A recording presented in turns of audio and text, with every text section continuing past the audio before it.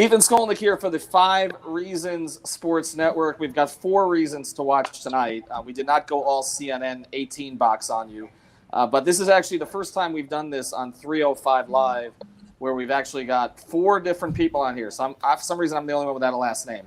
But I'm Ethan Skolnick. We did put out a new episode of 5 on the Floor today, so check that out. And there's some NBA news we'll get to. But this is going to be strictly NFL on this particular episode of 305 Live. We've got Alfredo Arteaga.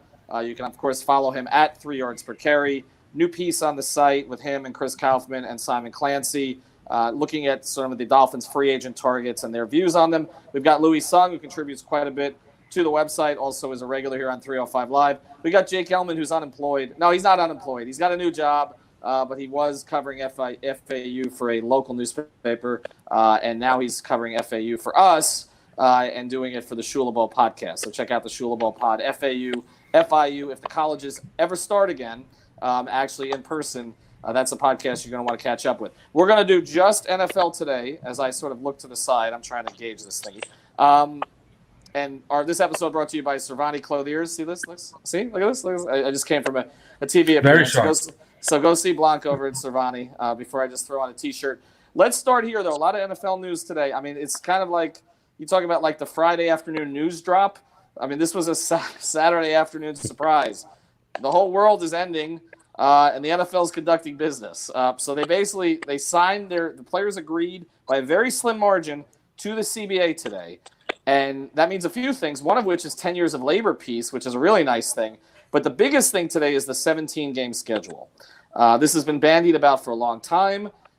On my view, it doesn't seem like the wisest thing to subject the players to more games that count, but it is what it is. Alfredo, I'll start here. Do you like the 17-game schedule? No, I don't think it makes any sense whatsoever. But what the owners are doing there is, if they're throwing a bone to the players with this 7-team conference playoff, so there's 2 extra teams now in the playoffs, they're throwing a bone there because they're adding 2 wildcard games to every year to every wildcard weekend. Those 2 extra games are going to mean a lot of revenue, and it's going to bump up the player's share to 48.8%. So the owners don't look at it as, okay, let's just give them something to get labor peace for 10 years. They also want something in return. So they stuck those 17 games in there. And I guess, not to be cynical, but I think it's underhanded what the owners did by adding those 17 games in there. Because I think the CBA is fine as is. The minimum salary goes up almost $100,000, and I think that's pretty good because it's going to put them really competitive with baseball and actually ahead of football. I mean, ahead of basketball. So, I don't know. I just don't like it. I don't like it at all. Louis, is this going to hurt quality of play in any way, in your view? Did they just to clarify something real quick? Did they sneak in a second bye week? No, I don't think they did. Right? No. Okay. So, in that case, I said this during one of my Pulse of Fins Nation is that I wouldn't mind the 17-game season, if only because it will put a direct. I'm looking for the word now. It's basically going to define whether you're a good team or a bad team, because there's not going to be any more 8-8. That's not going to be a thing anymore. You're either a good team, you had a winning record, or you're a bad team, you had a losing record. So I was okay with that. But as far as actually demeaning the value of the level of play, it ultimately depends on how fresh the players are going to be. They've put in less padded practices. They've put in more ability to make sure the players stay safe, make sure that they are rested. So I don't think it's really going to be that much of an issue in the long run, especially now that the rosters are going to be a little bigger and there's going to be more reserve players. So I don't think it's going to be that much of a big deal as long as, again, the players get to have that extra rest and extra backup so that people can rotate more. So, Jake, the Dolphins can never be 8-8 once this starts. I guess that's a good thing. Your Jets, I think, 8-8 might be upside there with Adam Gase. But as I'm looking at this, I mean, I'm wondering, does the country even want more football? And Mark Cuban made this point, and I know the NBA has its own issues, but Mark Cuban made this point a little while ago that, basically the NFL was sort of oversaturating the populace at one point, right? Like you have the Thursday night games, which have been pretty awful for the most part, that you're not making people want it enough by giving them more games. Do you agree with that? Yeah. I mean, would have much rather them say, okay, we're going to add 2 playoff teams, that 7th playoff team, because I think more years than not, you have that 10-6 team or that 9-7 team that just misses out. The Patriots, I always go back to one year when the Dolphins won the East. They missed the playoffs with 11 wins. San Diego gets in with 8 because they win the division. So 17 games, if you get in at 9-8 or you get in at 10-7, great. I thought 16 was perfect. It's an even number, which, like all the other professional leagues of the Big Four, but I understand why they did it, and it was coming eventually, and we'll see it sooner rather than later. But, Jake, okay, the other big part of this is that you have 7 teams making it, and so only one team is getting a bye. Does that increase the competitiveness towards the end of the season, or does it decrease it in your view? I mean, everybody's going to be targeting that number 1 seed, but if you don't get it, what's the difference between 2 and 3 and 4? I guess you're not getting a bye there. I think it only increases the competitiveness if they sort of mainline the bye week. I've been saying for years, enough with the week 4 bye weeks. Have your bye weeks, whether it's 16 teams in week 8 and 16 in week 9 or something like that. Because if you have a team that has the bye week in week 5, okay, they're off the first week of October, and then they're playing every week until potentially almost the end of January. So that takes its toll. Even if they're only playing once a week, and then you factor in potentially games being flexed, factor in the Thursday night games, it'll be tough on these guys. Louis? I'd like to interject and say that I think it will eventually increase the competitiveness, and this is the reason why, is because when you only have 2 spots, yes, they're going to go for the number 1 seed, and that's fine, but I'm talking just in general. More playoff teams means that there's more incentive for teams that normally would have already been eliminated from the playoffs. Now there's a shot for them. And it's not going to be just teams playing for their pride. There's going to be more opportunities for, like, listen, guys, last year we would have been out already. Now we've actually got a shot to get in there and prove what we can do. So there's going to be, with more playoff teams, that means there's going to be more push at the end of the season. Like, we're right there on the cusp, but we still have a shot. So let's give it everything we've got and not take a week off because there's no reason to try anymore. Alfredo, there were some bad teams that would have made the playoffs last year under this scenario. I mean, there were a couple bad teams that made the playoffs. Yeah. Now there's going to be more. Yeah. Well, you could argue that last year, the Rams, would you have wanted to see the Rams in the playoff? They weren't very good toward the end of the year. No. And in the AFC, it would have been the Steelers. Now, that would have been awful as well. You would have seen Mason Rudolph in the playoffs. Like, is that something we wanted to see? No, I would say no as well. But there's been other years where there's been some pretty good teams. I remember Jake can back me up, the Ryan Fitzpatrick Jet team that missed the playoffs at 10-6. That was a really good Jet team, especially down the stretch until they fell apart in Buffalo. So, it's happened before. There's always been that 10-6 team. The Bears with Brandon Marshall a few years back had a really good passing game and a really good defense. They missed it at 10-6. And the Patriots, the year the Dolphins won the division, missed it at 11-5. Now, who's to say that the Patriots maybe don't even make the Super Bowl without Tom Brady that year? Because they were actually a really good 11-5 team.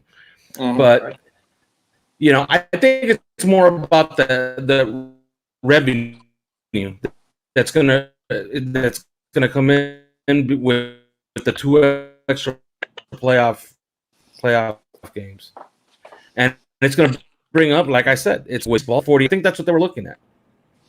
All right, let's get to the next topic of the day. We're going to talk about Dolphins free agency and free agency in general in a second. We got to talk about Ryan Tannehill. There was somebody who tweeted out today that what did we talk about before coronavirus? And I tweeted Ryan Tannehill, and then it turns out we're talking about Ryan Tannehill after coronavirus. The guarantees on the deal, if I'm clear, $66 million, but they could be up to $91 million. Yeah. How do we, Alfred? I'll start with you. How do we feel about this? And do the Dolphins dodge a proverbial bullet? I think that the deal that he got is actually extremely fair. Some guy on Twitter was telling me he's extremely overpaid. He's being paid as a top 5 quarterback.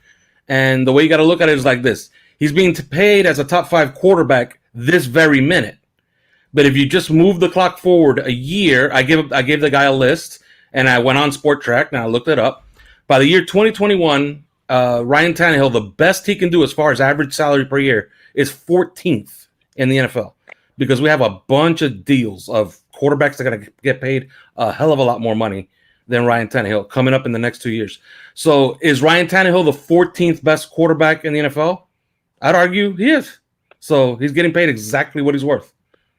Louis? Well, everybody knows that I've been a Ryan Tannehill fan pretty much since the day he was drafted. I always said that he was being underrated. I always said that he was being unfairly treated by a lot of people in the media, the fan base, pretty much all that stuff.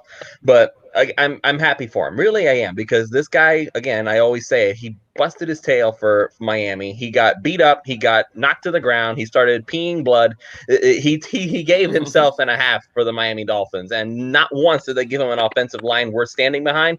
Only once did they give him a running game worth mentioning, and it's the 1 year that he had himself a terrific running game and a great offensive line. Look, almost made it to the championship game. So, and this is the epitome of team football right there, and that's why I think that I'm happy that Tannehill got what he got. He's not being paid a whole lot. The numbers look big, but that's just because that's QB contracts being inflated as usual. So I think that it's a fair deal. I think he's getting paid a good amount of money for what he managed to accomplish in the regular season. And I'm not going to take away anything that he did just because Derrick Henry was the star of the show in the playoffs. Jake? The thing with Tannehill, and I like parts of the contract, I just worry because Derrick Henry's coming off a career year, but most of what he did was down the stretch for the second straight year, and Tennessee may lose Jack Conklin. Very good offensive tackle, and he's been linked to the Jets. We'll see where he goes. So if you give Tannehill the reins for a full 16 games, how good are the Titans potentially without Conklin and potentially with Henry playing it for his level? Not just, I don't know, average or a little above average play, but most of what he's done for his career. Let's get to the Dolphins. Alfredo, you broke down some free agents. You were pretty underwhelmed by their list, but I just want to get to the logistics of this as we're dealing with more news about the NBA possibly not having games for 60 days or more. The NFL has two big events coming up: free agency at the end of the league year and then the draft. Do you anticipate both go off as scheduled? And does it affect the Dolphins in any way if either does not? I think that before we move on with, as far as the draft and WrestleMania, which is in about 3 weeks, and free agency looks like it's going to happen because the NFL already came out and said, it's happening.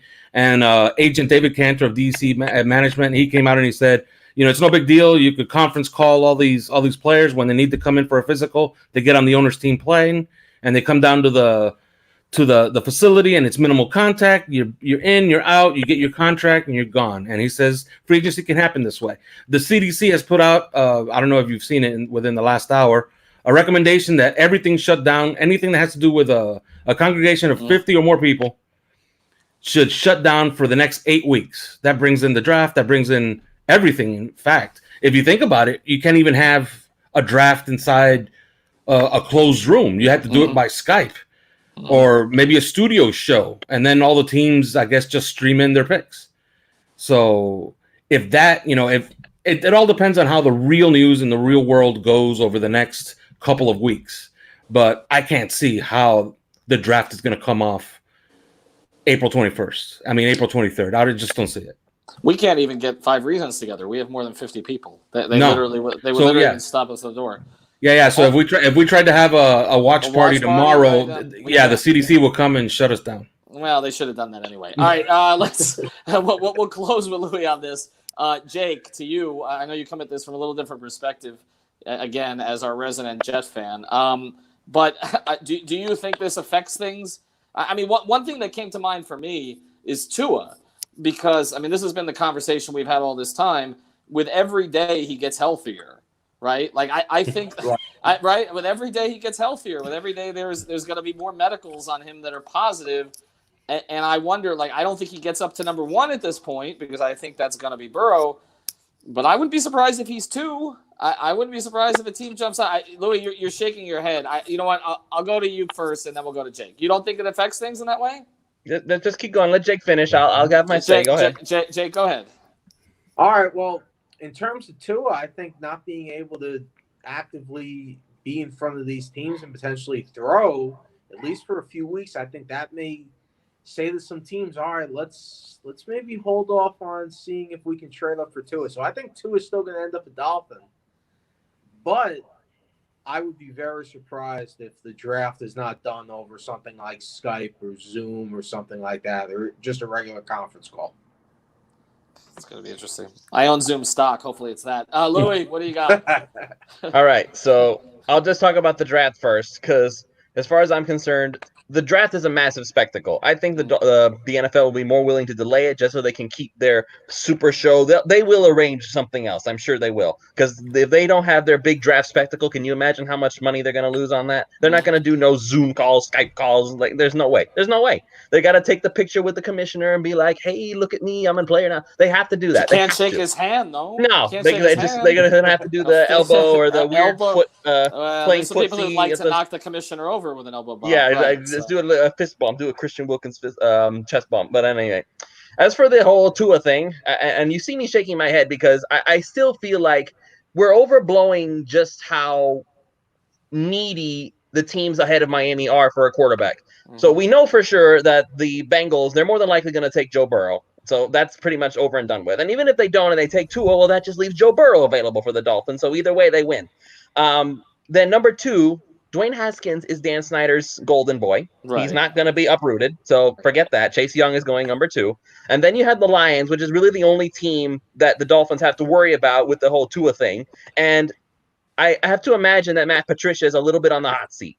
He doesn't have time to wait for Tua to be healthy, because even if he's going to be out the first 8 games only, we don't know how healthy he's really going to be. But you know what? That's still 8 games that Tua is not playing, and he has to go throw in someone else. His job is on the line. He does not have time to wait for Tua to get healthy. He has to get all hands on deck, get the best defensive player or best player, period, that he can get his hands on that's actually going to contribute right away. And that's more than likely going to be someone like a Jeffrey Okudah, who can come in there and basically get that defense up and running at a really high level. So once again, now we go down to number 4, and then you leave Tua or whoever else there at number 5. Somebody's going to drop. And that's why I've been saying all this time, I don't think the Dolphins need to trade up. If they trade up, I think it's a panic move, because you have to look at what the needs of the teams are and what their situations are.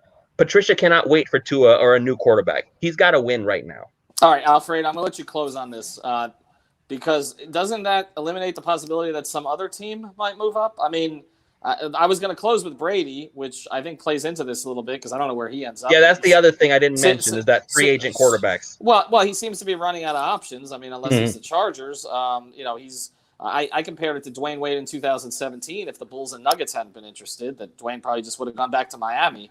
And it's likely now. I think Brady just ends up back in New England. But isn't there a team out there that could make a move up Alfredo into one of those slots and a team picks up extra picks? I mean, Washington likes Chase Young that much that it's not going to be them, maybe. But what if it's Detroit that trades out? No, there's no team that can move in front of Miami without Miami knowing about it or having a chance to beat their offer. And if you look at everybody else's assets, they just don't compare to what Miami actually has. Yeah. Like, Miami just has the ammunition to ward off anybody that's going to move in front of them for Tua Tagovailoa. If they want Tua Tagovailoa, they will get him in this draft. There is no ifs, ands, or buts about it. Okay, but let me ask. Do you think they're going to have to trade up? I think Detroit is going to hold them up for an asset, yes. I think they're going to take probably that 26th pick in the first round. But so you're saying that if Miami doesn't make an offer, they will draft Tua? Yes. No, they're going to hold up. They're going to hold up Miami for an asset. Like, they'll take Tua, and then they'll trade him to San Diego for 3 first-round picks. Yeah, LA. Yeah, they're still San Diego in our hearts. Right. Like, they can't threaten us, and then we're just going to stare at them for 10 minutes while they're on the clock, because at 9:58 they will take Tua Tagovailoa. Because once they approach us, they're going to have another offer in hand that they can take. When they ask us for the 26th pick to move up those 2 spots, they're not asking for it and bluffing. They're going to say, look, I have San Diego on the other line. They're going to give us 3 first-round picks, but we want your 26 here and maybe a second down the road. And we say, okay, I call your bluff. And then they'll just send them to San Diego. It'll be as simple as that. I don't think that they're going to bluff for 10 minutes on the clock and then just let the Giants just pick right after them. So, yeah, they're going to have an offer in hand from somebody else. I think Tua has that kind of value. That still feels like a future move rather than a now move. And that's why I think that's where I think it comes in. Well, that's why I think it's interesting. First thing, Zoom and Skype better work because all this is going to be done at the very end of the clock. So Zoom better work than it works for us sometimes. But the other part is, and CK's made this point repeatedly, our Chris Kaufman, it's a little weird for the Chargers because on one hand, the Chargers were looking at Tom Brady and then they're going to go to Tua. I mean, that's two polar opposites in terms of where you think your program is. Correct. If you think you're close, you go for Brady. If you think you're far away, you wait for Tua. So, I'm not really sure how that plays out. All right, final thing, rapid fire. I'll start with Jake. Where does Tom Brady play next year? Tampa Bay. Oh, God. Louis. Tom Brady, I'm going to go with the Chargers, and I'm going to say it's because they need something box office quick. Alfredo? He returns to New England for 1 year and retires. Yep. Agreed. That's what happens. I'm with you. They don't have another option. No. Who else are they getting? Yeah, I think he signs like a 1-and-1 type deal, $30 million for 1 year, $30 million option the next year. He plays a mediocre season. The Patriots lose in the first round or second round, and he retires the next day. I'm with you. All right, Louis Sung. Again, follow his new show, The Pulse of Fins Nation, here on the YouTube channel. Jake Ellman, look for all kinds of content from him. We promise it won't be Jets content. Lots of FAU stuff there. And Alfredo Arteaga from 3 yards per carry. I got 5 on the floor tonight. We did it with Nikias Duncan and Alex Toledo. Gave the other Alf, a bit of a break. And we'll have Rohan from Sports Illustrated on with us tomorrow. We are the place to go when there are no sports. We're the place to go. All right. Have a good night, guys. All right.